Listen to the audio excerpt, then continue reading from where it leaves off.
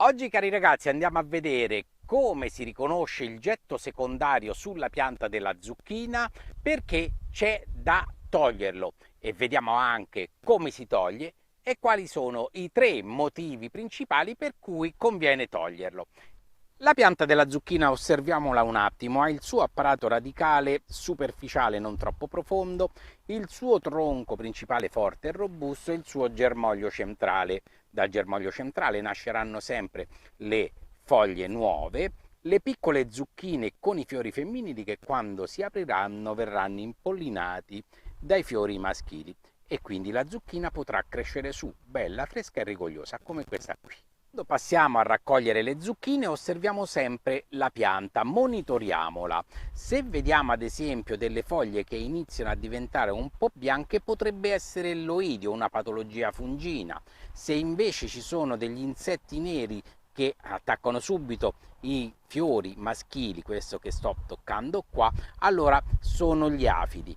Comunque sia, in tutti e due i casi vi posso consigliare un ottimo prodotto, il Neem Gold. È un prodotto biologico, vi sto mettendo qui in alto la scheda del link in modo che lo aprite e vedete un po' voi le caratteristiche, perché oltre che essere un ottimo insetticida e repellente è anche un ottimo antifungino e rigenerante delle strutture delle foglie. La nostra zucchina ci ringrazierà. Veniamo a noi.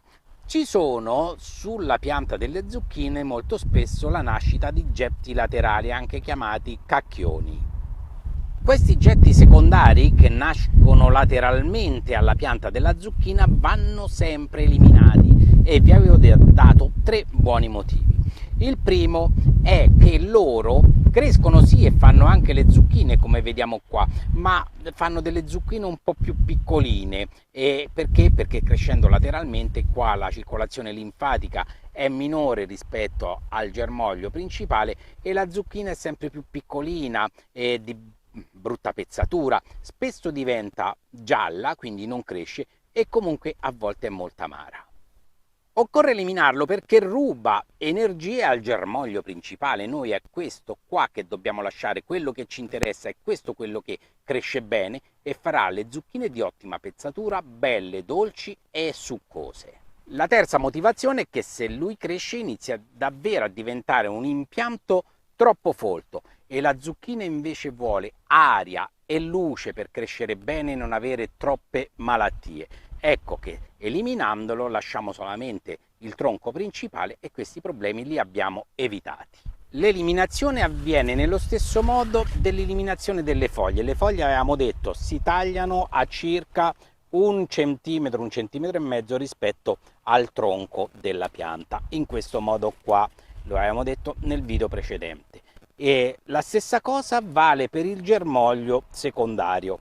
Coltello sotto ad un centimetro circa, tiriamo in su e togliamo il germoglio principale, il secondario, scusate. I germogli secondari non vanno assolutamente buttati, questi sono preziosi, sono ottimi, sono dolci, possono essere lessati e ripassati in padella o possono essere inseriti all'interno, ad esempio, delle focacce, davvero davvero squisiti.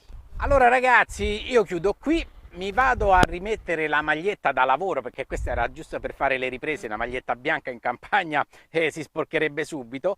E poi per chi mi chiedeva come mai che nelle tue zucchine tra una fila e l'altra nel solco centrale non c'è nessuna pianta di erba, è perché ogni 3-4 giorni passiamo con il tiller e con il trattore e smuoviamo superficialmente il terreno in modo che quelle piccole erbette, i semi che stanno nascendo vengono eliminati senza utilizzare neanche un grammo di diserbante. Si consumerà un po' di gomme del trattore, ma questo è il lavoro che c'è da fare. Dai ragazzi, ci vediamo alla prossima, mi raccomando, sempre prodotti biologici. Un abbraccio a tutti da Pier Giorgio.